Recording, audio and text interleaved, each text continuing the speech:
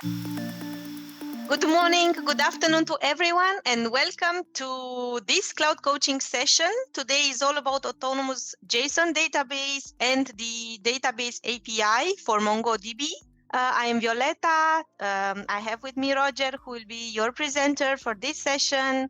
There is also Loic and Tom in the call, and we are here to help you in taking any of your questions during this session. Today, I'm joined by Roger, who will be your presenter, and Roger will tell you more about his experience soon. One more note on my side, and then I will pass over to Roger, is that everything you will see today is for an educational scope. So in case anyone would like to watch, to use our services further, you may contact the Oracle account team. Also, keep in mind that for the ones who are watching our sessions recordings in the future, since our products are enhanced on a regular basis, you might see some differences within the Cloud Console menu. All right, that was all on my side. I would like to pass over to Roger now. Roger, the floor is yours. Okay, thank you, Violeta. Right, let me just share my screen. Okay, so I'm Roger Ford. I'm the product manager for JSON in the Oracle database. Now, I come from a development background. I joined Oracle way back in 1988 in the days of Oracle 5. And I was a developer there, and then I've moved through support, technical marketing, and into product management. So today I'm going to present to you the MongoDB API for the Oracle database, and also talk a bit generally about JSON in the Oracle database. Okay, so we're going to see how you can use SQL and JSON flexibly in the same database. So JSON is part of our converged database strategy. The idea of this is that you should be able to use all sorts of data types within the same Oracle database. So there's no need to have special types of database to handle text, spatial information, XML, or JSON. You can do all of that in a single database. Now, it doesn't mean that you have to put all of your data into a single database instance. That doesn't make sense. But the idea is that you should be able to use one type of database for all of your applications, and more that you can use many different ways of looking at the same data. So you can combine spatial, textual, JSON database data all in together with normal relational data. You can join them together, and you can make maximum use of that data in a single environment. You also, of course, get the benefit of a single organization to deal with for supports and so on, and a single technology to access that database. Okay, so let's talk a little bit about JSON. Now, I see from the quiz we fired off earlier that most people are familiar with JSON, which is great, so I won't need to talk too much about that. But I'm sure, as you're all aware, JSON started off as a communications method. So a way that programs could transmit data in a simple, human-readable way. But since then, it's proved pretty popular as a data storage format, as well as a data interchange format. One of its major advantages is that it's schema flexible. If you want to change your application, add a new data value into your schema, you don't have to change the database yourself. You can just modify the JSON documents that you're passing around, and that makes it extremely flexible and very friendly towards developers. It's also easy to model a business object within a JSON document. In some ways, it's easier than doing that within a relational environment. So let's look at what we're going to do in the upcoming demonstration. We're going to look at how we can use both JSON and SQL to look at the same data. So in the SQL model on the right, everything looks like rows and columns in tables, and in the JSON model on the left, everything looks like objects. And all of that can be the same data stored in the Oracle database, and we can look at it in either of those two ways, as JSON or as rows and columns. And on the right here, the relational method is accessed by SQL, and on the left, the JSON model can be accessed in a number of methods. We have something we call Simple Oracle Document Access, or SODA, which is our own interface to JSON in the database. We can use REST calls, or we can use this new MongoDB API to access it from MongoDB tools and applications. Okay, so JSON in the database itself, the simplest way to use JSON is to declare a column to store data. Now in 21C onwards, you have an actual binary JSON data type. In 19C, you would need to store your JSON in varchar2, clob, or blob columns in the database. But whatever storage format you decide on, the method of accessing that JSON is much the same. And we're going to see that in the future slides. So this is particularly useful if you just want to extend your data model. So we've got a movies table here. We've got 3 structured columns in there, and then we've got a flexible column called JSON, and we can effectively use that just to extend the columns in the database to provide extra data items in that movies table without having to change the basic database schema. Now, JSON has the concept of arrays in JSON documents, whereas tables generally don't support the concept of arrays. So we provide this function called JSON table, which it has the ability to dive into the array within the JSON and extract each element of the array as though it was a separate row. So effectively, JSON table is a table function that pulls out one row for each element within the array. So here we're declaring the crew array here to be a source for the columns, and we're extracting the names from the array and pulling them out as a separate column in that JSON table function. So we're then joining the movies table with the JSON table function to produce one row per element within the array. So that's a flexible way of making the JSON nested data look like a relational table.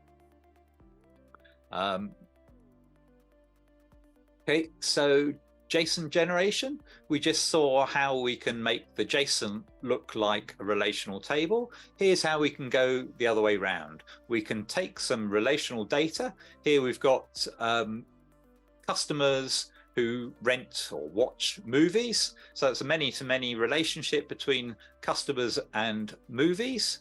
And we're going to model that as JSON documents. So just by wrapping this relational query in the JSON function, we can output a row for each customer showing the list of movies that that customer has watched. Here we're producing one JSON document per customer, but of course, if we wanted to, we could combine that into a single JSON document for all of the customers. So you've seen that we can go from relational to JSON and from JSON to relational. Okay, so that's basic SQL JSON. Now I'm going to talk a little bit more about JSON collections. So MongoDB works with this concept of collections, and most JSON type databases use the same kind of model. So you have a collection of documents rather than tables. And by providing these MongoDB compatible JSON collections within the database, we allow developers to work with the Oracle database exactly as though they were working with MongoDB.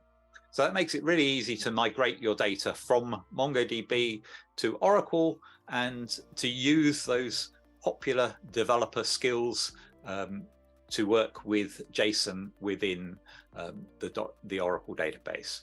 But of course, since it's in an Oracle database, you can also use SQL against those MongoDB collections. And that's going to be an important part of the demo that I'm going to work with in a couple of minutes. So just backtracking a little bit, going back to look at the relational model, you have normalized tables. So each table has a set of rows in it, and each row is contains a number of columns, and you access them through SQL. Okay, this so obvious. Now, if we look at JSON collections, we have a database which contains a number of collections. We have a collection which contains a number of documents. Now, normally those documents will be related in some way. They will likely share similar schemas, but they don't have to. And then each document is a JSON value or a JSON document. And the only requirement for a JSON document is that it must have a unique key value. In MongoDB, those unique keys are normally embedded in the documents. If you use Oracle's SODA collections, you can choose to have it embedded or have it as a separate column in the table. So here's an example of Java programming calling to MongoDB. So we declare a client with a connect string. We do a get database attached to a particular database, and then we can create a collection within that database. We can insert documents into that collection, and then we can search them using a find operator. That uses something called query by example, which we'll explore a little more later. Now, how does this work in an Oracle world? Well, a MongoDB database is mapped to an Oracle schema. So if we had a database admin, that would be in the Oracle admin users schema. And collections are stored in a table, which has, roughly speaking, this layout of an ID. There are a few extra columns as well, and then data that stores the actual JSON document.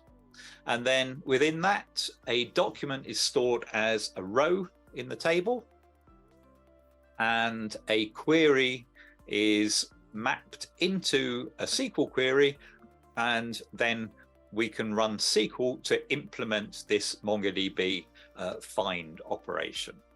So this will all be a lot clearer once we actually run a demo for that.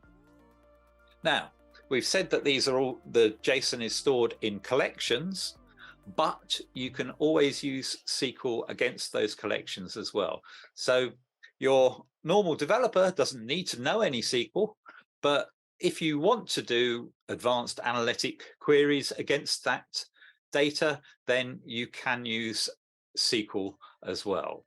So a lot of people find that if they're using MongoDB, it really hasn't got the advanced query capabilities they need for analytic queries. So it's quite common to export data from MongoDB to a relational database in order to do analytic queries. And that's pretty wasteful. You know, you've got data duplication, you've got the problem of synchronizing that data, you've got two databases to look after. It's a lot of work. So it's a whole lot easier if you can just run SQL queries against that same data while it's stored in collections. Okay, so going back to Oracle Cloud, we provide something called the Autonomous JSON Database. This is part of Autonomous Database. It's actually a variation on ATP, Autonomous Transaction Processing, and the main differences between the two is that Autonomous JSON is restricted to just 20 gigabytes of non-JSON data. So you can have other data that you can join with your JSON, but you're limited in the quantity of that you can have. And it's at a considerably lower price. So if you don't need the full functionality of ATP or the full storage of ATP, you can get a much better deal out of Oracle Autonomous JSON Database. It's available in Always Free, so you can set this up really easily and get started for no cost. Okay, so we provide what we think are similar benefits to your traditional JSON databases. We provide fully elastic compute and storage. We provide very fast read and writes. A lot of companies will say, well, yeah, Oracle's great, you know, it's really powerful, but you pay for all this security, redundancy, ACID transactions, and so on, and the performance isn't great. Well, actually, we found that in spite of all the security and latency and everything else, our performance is comparable or better than the normal JSON databases. It's, of course, highly available, and it's at a low price compared to the full ATP database. Okay, so that's my slides. Let's go into the demo now. So I'm in Oracle Cloud here. I'm just going to show you Autonomous Database here. And here is where I would create an Autonomous JSON database. So it's a very quick process. I choose JSON here. I provide names or let them default. I set up my database password, and one thing I will need to do if I want to use the MongoDB API is set up secured access from allowed IPs and VCNs only. So one kind of cheat for this is if you want this to be available from anywhere, and you obviously would not want to do this for a production database, if you set CIDR to 000/0, then that makes it accessible from any IP address. But it's of course better to set it up for a specific IP address. And that's basically all I need to do. I'd click Create Autonomous Database, and that would create that in a minute or two. But for this demo, I'm going to show an existing database. So let's click on that, and I have a database called Roger3. If I click on Tools Configuration here, then down here I've got the MongoDB API. Let me click on Copy there, and I can use this to access the Oracle database from MongoDB Tools. So if I go to Compass, this is a standard MongoDB tool, and I can connect to that just by pasting in the URI that I copied from there. So here I would have to provide my database username and password, and I'm going to put in Roger. Then I'd need to put in my password there, and then I need to put the username in here as well. So click that, Roger. Now, if I don't have the option to hide my password here. This seems to be a limitation on MongoDB Compass. So instead, I'm going to click on a saved connection here. let's connect with that. And now I'm in my database connected using MongoDB Compass. Okay, so I have no collections at the moment. Let's create a new collection. Now I'm going to create a collection of movies. So I'm thinking of setting up a movie rental shop. So I need a list of all the movies that are available to me. So let's create collection there. Okay, and oops, what happened to my collection? Okay, there's my collection movies, and I'm going to add some data to this. So let's insert a document there. And I'm going to insert a new document.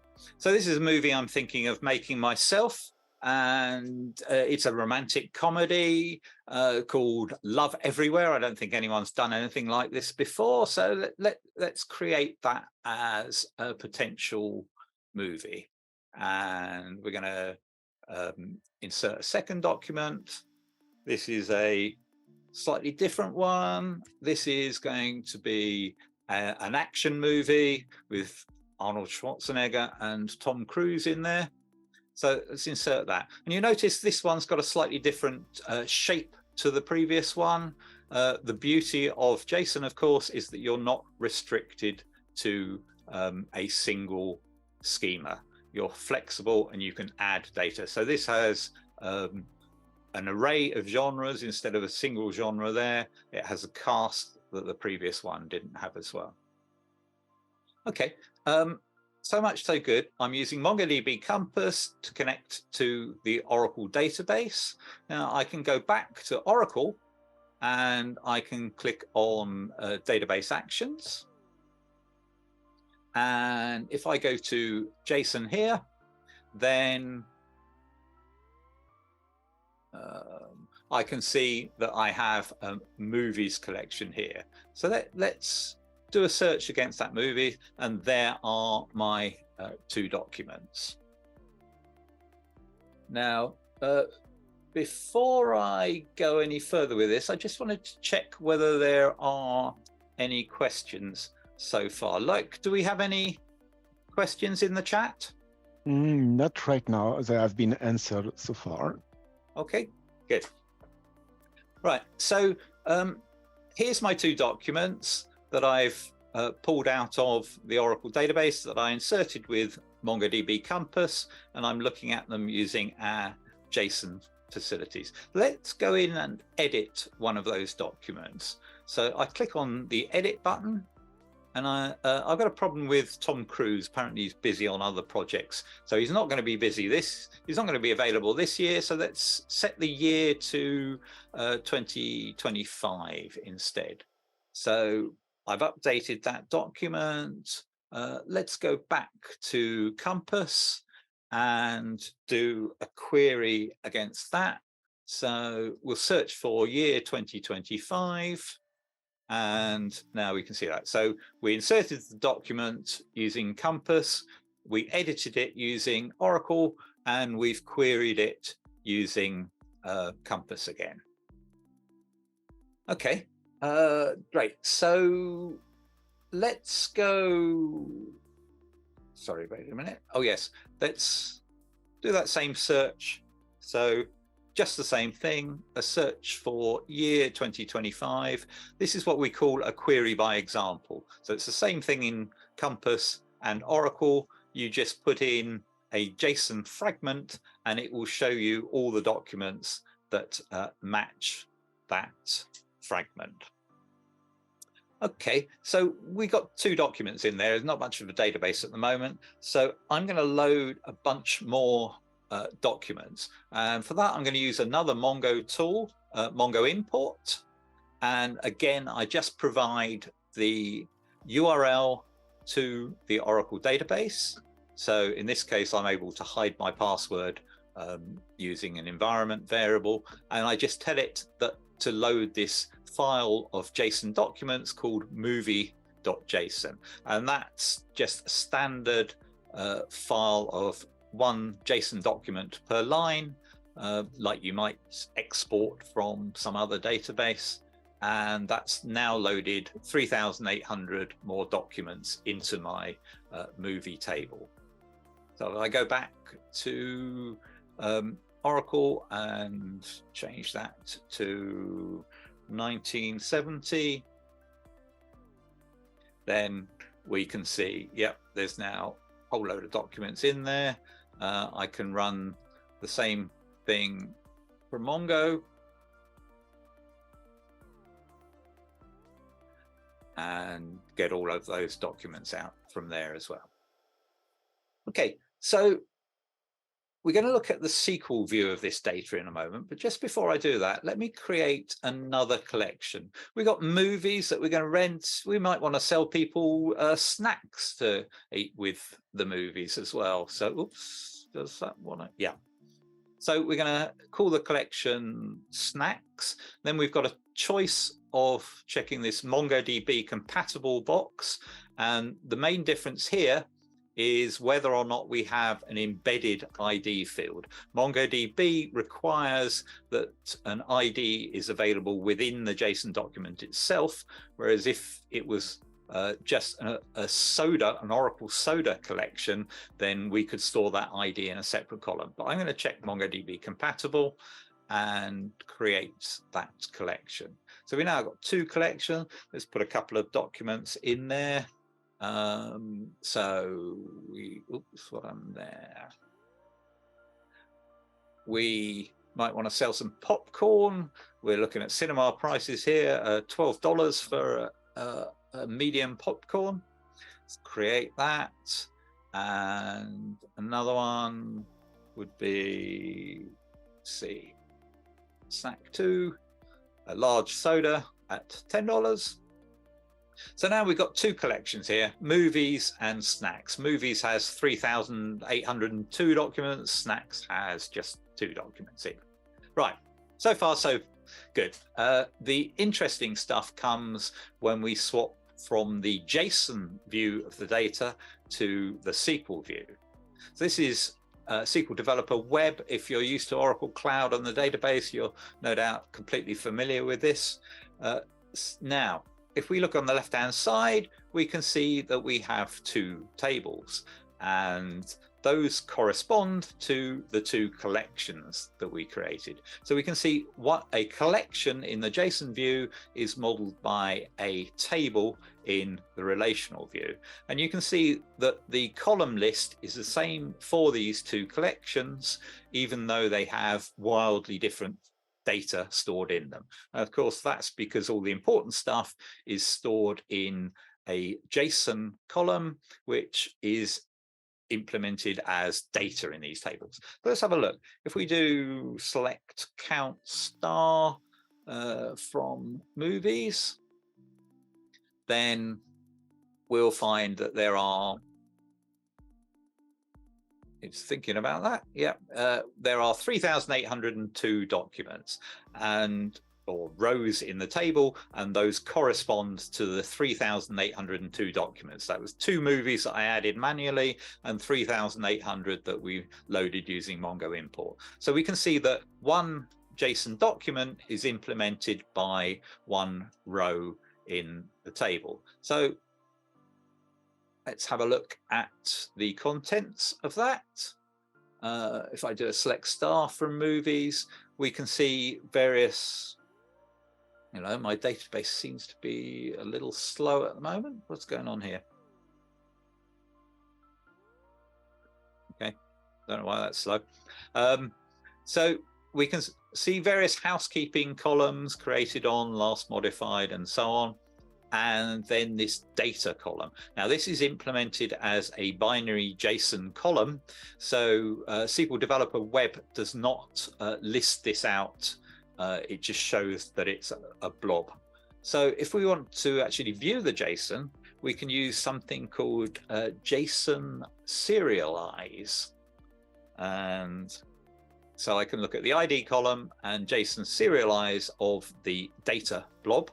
And that will then produce output eventually. Yeah, I don't know why this is so slow today, but there you go. It's a live demo. Something has to go a bit wrong. So here's my data being output as a JSON document. Now, this might be all I need. If all I want to do is transfer that JSON to a separate table or a separate application, then getting hold of the JSON itself might be all I need. But things get far more interesting if I can actually drill into this JSON and extract values from it. And of course, I can do that using what we call the simple dot notation.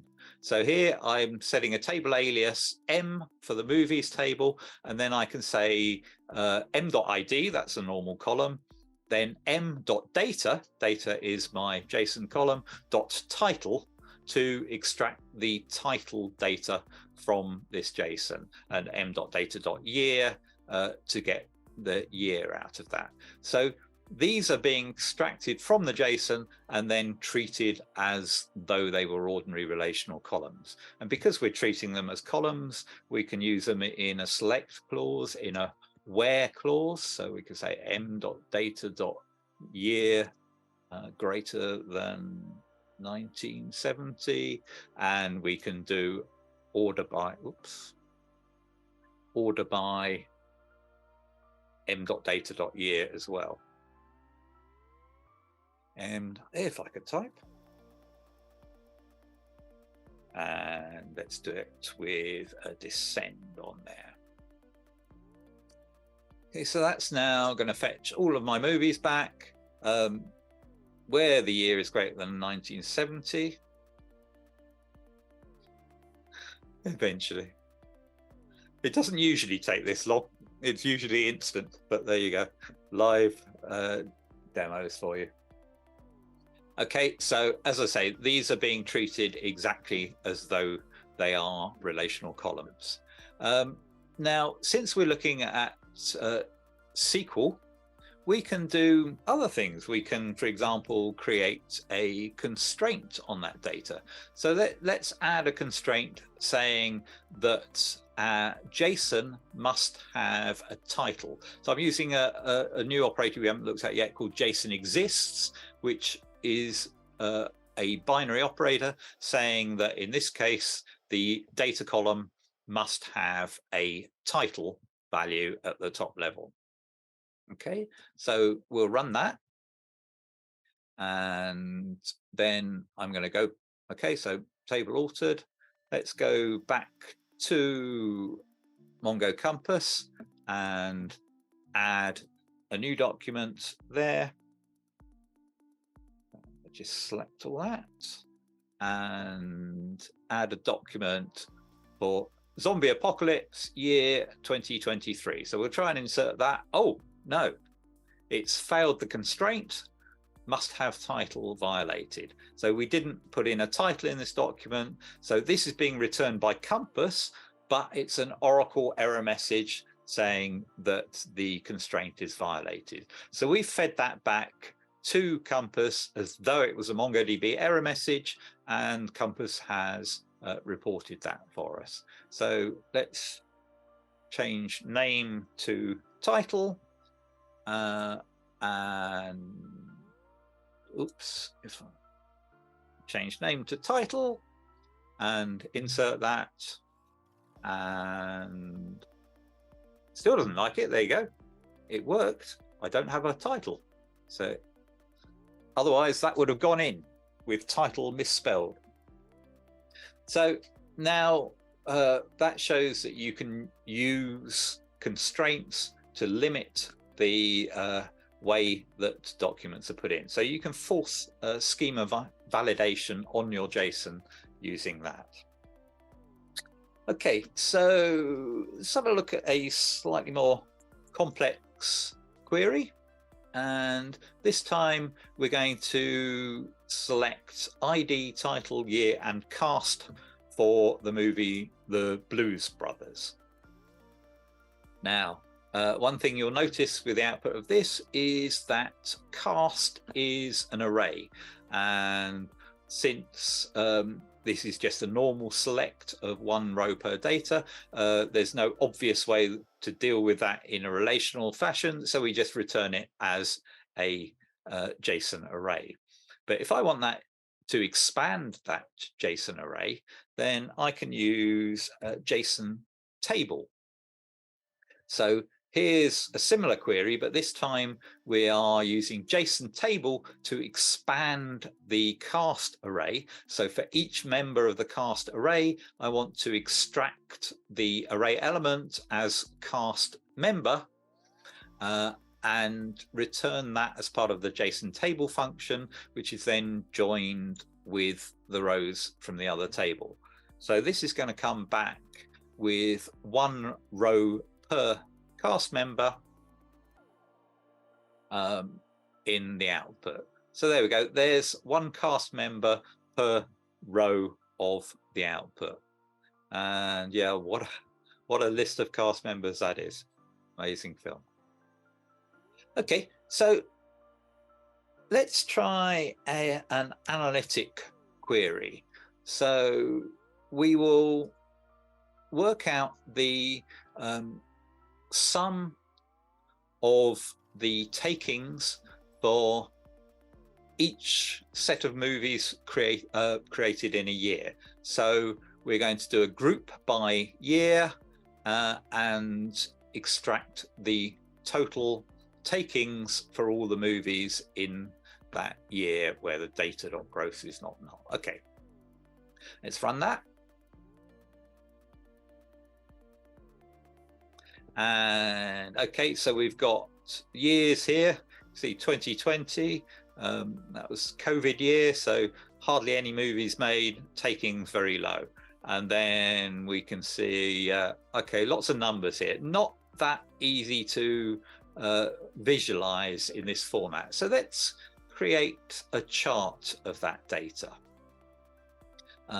So chart name is gross take, and that's gross takings by year. I'm going to make this public, not protected. Okay, and right, let's have that as a bar chart. Okay, lovely. So let's create that and take a full look at it. Okay, so we will view chart. So that's much easier to visualize. Now, obviously, we see the effect of inflation here. As years go on, the takings go up. But as we follow this down, you can see there's a few anomalies. Some years have particularly high values. Let's look at 1977, for example. That was a particularly high year. Now, why might that be? Let's go back to Compass and oh, we've actually got the query in here already. So year 1970. What was special about 1970? Oh, sorry, it's 1977 we were going to look at. Yeah. So look at 1977. Close Encounters of the Third Kind. That was a huge movie. And what else do we have? Okay. Here we go. Star Wars Episode 4, the original Star Wars movie. Huge, obviously. So it seems pretty likely that with Star Wars and Close Encounters, those two movies really bumped up the takings in 1977. But let's just try actually taking those out. So I'm going to delete Episode 4 from my collection, and I'm going to delete Close Encounters.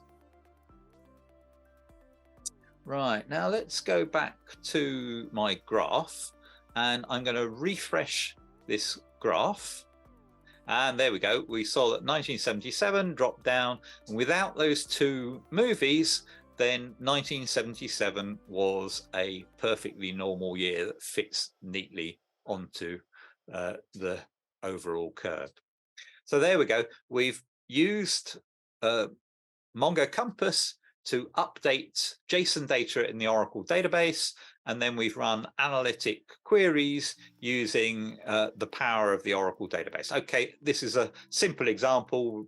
I dare say we could have done this using many tools, but nevertheless, it shows you that you can use Oracle tools against data that was stored using the MongoDB database. Okay, so that's all I have to demo for you now. So if no further questions, I would like to thank you all for joining this call. I would like to say a big thank you to Roger and Loic for being here and delivering this great session. And of course, we hope to see you soon in upcoming events.